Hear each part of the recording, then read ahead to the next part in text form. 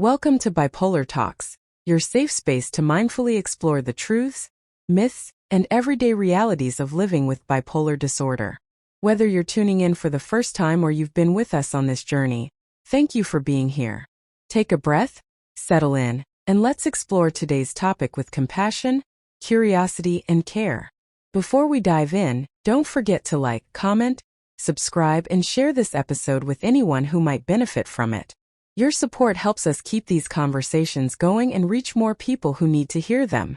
Bipolar disorder is one of the most misunderstood mental health conditions. It's often reduced to a punchline in media or misrepresented in everyday conversations. But in reality, bipolar disorder is a deeply complex mood disorder involving fluctuations between mania or hypomania and depression. What makes it even more complicated is how differently it can present from person to person. Some people cycle rapidly. Others may go months or even years between episodes. Some experience mild hypomania. Others plunge into full-blown psychosis during manic episodes. It's this variability that often sets the stage for misdiagnosis. Have you or someone you know ever wondered, why did my diagnosis change? Or could I have been misdiagnosed for years? You're not alone. And these questions deserve answers. Let's start by defining what a misdiagnosis is. In mental health, a misdiagnosis doesn't necessarily mean the clinician was negligent or careless. More often, it means that the symptoms presented at a particular time matched a different diagnosis more closely, or that the full picture of the illness hadn't yet emerged. Diagnoses like depression, borderline personality disorder, ADHD, anxiety, and even schizophrenia can overlap with symptoms of bipolar disorder. That overlap is where things get messy. So, when we say bipolar can be misdiagnosed, we're really talking about how mood symptoms can be misunderstood, mislabeled, or even missed entirely, leading to the wrong diagnosis and, in some cases, the wrong treatment. Mindfully reflect. Have you ever been given a label that didn't quite feel right? What changed when you finally received a diagnosis that fit? This is perhaps the most common misdiagnosis scenario. A person walks into a therapist's office or a psychiatrist's clinic during a crushing depressive episode. They describe low energy, hopelessness, changes in sleep and appetite, and maybe even suicidal thoughts. The clinician hears major depressive episode and, understandably, assigns the diagnosis of major depressive disorder, MDD. But here's the catch. The person may not mention or even realize they've ever had a manic or hypomanic episode. Or maybe they did, but it felt so good at the time that they didn't think it was worth bringing up. After all, who complains about being overly productive, energized, or euphoric? The result? A misdiagnosis of bipolar disorder and often the prescription of an antidepressant, which, without a mood stabilizer, can sometimes trigger mania or worsen mood cycling in someone with bipolar. This is why thorough diagnostic interviews and psychiatric history-taking are so critical. Asking the right questions about sleep, energy, grandiosity, impulsivity, and goal-directed behavior is essential to uncover the full picture. Another common confusion happens between bipolar disorder and borderline personality disorder.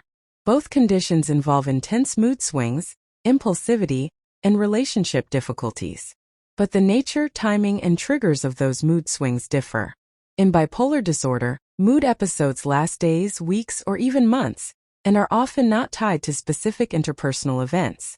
In borderline personality disorder, mood swings are typically short-lived, often hours, and closely related to perceived rejection or abandonment. However, in real life, these differences can be subtle. Many people live with both conditions, making the diagnostic process even more complicated. This highlights the importance of working with clinicians who are not just well-trained, but patient and curious, willing to revisit a diagnosis over time as the person's symptoms unfold. Have you ever felt like your emotional world was too complex to fit into one label? You're not alone. And that complexity doesn't mean you're broken. It means you're human.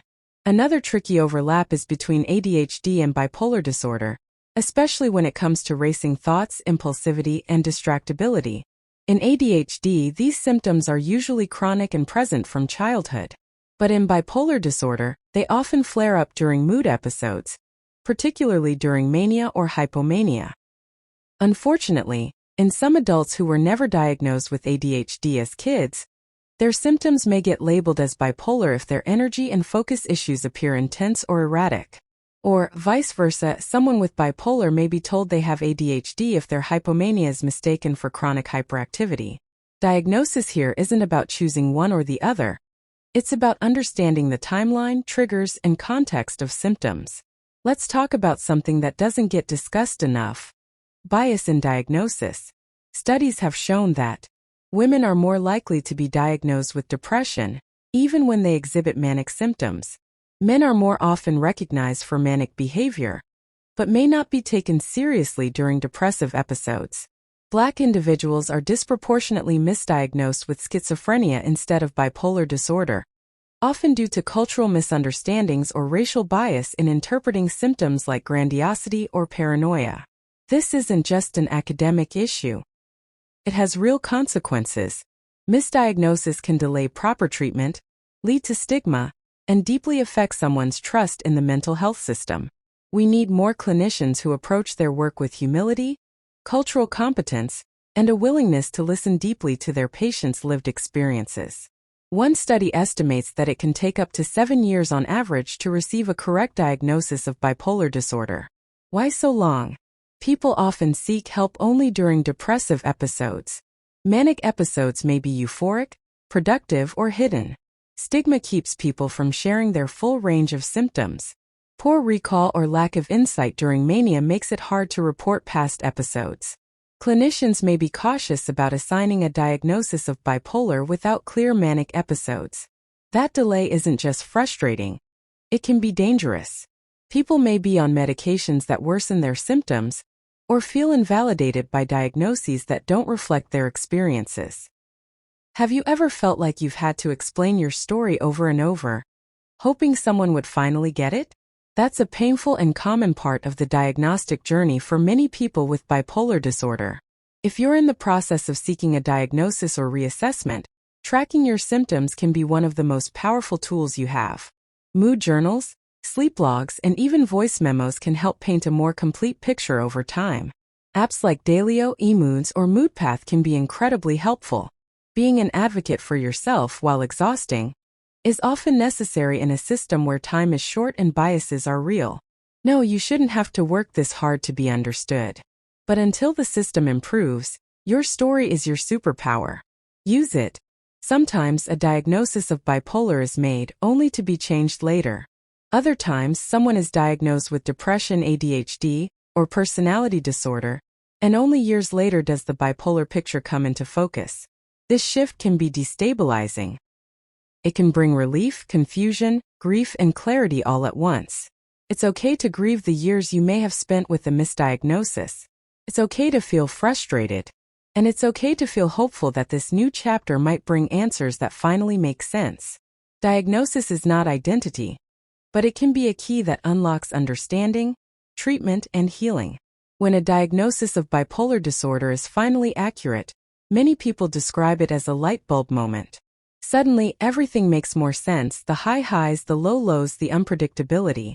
With the right diagnosis comes the possibility of treatment that works, a care plan that makes sense, and language that validates your lived reality. It's not the end of the journey, it's the start of a more empowered one. So, can bipolar be misdiagnosed? Absolutely. It happens often, and for a variety of reasons. But misdiagnosis isn't a dead end. It's a detour. And with patience, support, and the right tools, it's possible to get back on track. Have you or someone you love experienced misdiagnosis? What helped you find clarity? Let us know in the comments. We'd love to hear your story. And if this episode resonated with you, don't forget to like, comment, subscribe, and share. You never know who might need this information today. We're here every week at Bipolar Talks, helping you explore, understand, and navigate the ups and downs of bipolar disorder mindfully together.